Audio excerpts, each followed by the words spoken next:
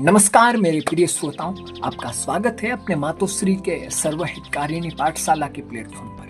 आज मैं सुबह अखबार पढ़ रहा था, तब मैं एक कहानी पढ़ रहा था। अपने वो तमाम साथी जिनके जीवन में अथाह संघर्ष है, वो कहीं ना कहीं सोच रहे हैं कि यार हमारे जीवन में इतना संघर्ष क्यों है। वो संघर्ष को लेकर के परेशान है। मैं आज के अखबार में पढ़ रहा था कि स्वामी विवेकानंद जो संघर्ष को एक वरदान का रूप दिखाते हैं। एक बार की बात है कि एक व्यक्ति उनसे पूछता है कि स्वामी जी, भगवान यदि दयालु है तो वो हमारे जीवन में इतना संघर्ष क्यों देते हैं, हमें क्यों वो दुखों से बचाते नहीं। तब स्वामी जी उसे एक उदाहरण देके बताते हैं कि एक बार की बात है कि एक व्यक्ति था जो देखता है कि एक तितली है, तितली का बच्चा जो अपने कोकुन से बाहर निकल रहा था। कोकुन मानी तितलियों का वो अंडा जिसमें से बच्चा संघर्ष करके खुद ब खुद उससे बाहर निकलता है। तब क्या एक व्यक्ति को दया आ गई और उसको कोकुन को ऊपर से चीर करके उसने उस तितली को स्वतंत्र कर दिया।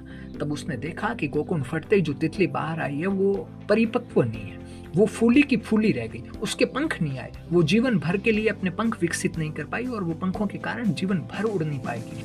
उस तितली का संघर्ष जो उस व्यक्ति को कठिन प्रतीत हो रहा था, वास्तव में उसके पंखों को बल देने की प्रक्रिया थी। फिर स्वामी जी बोले कि जीवन कठिनाइयां उसी प्रकार तुम्हारे भीतर के सामर्थ्य को जागृत करती है। बिना संघर्ष के आत्मा कभी मजबूत नहीं होती, चरित्र नहीं बनता और नए मनुष्य अपने सर्वोच्च लक्ष्य तक पहुंच सकता है। संघर्ष ही आत्मोन्नति की सीढ़ी है। इसलिए मेरे प्यारे साथियों, संघर्ष से घबराइए मत।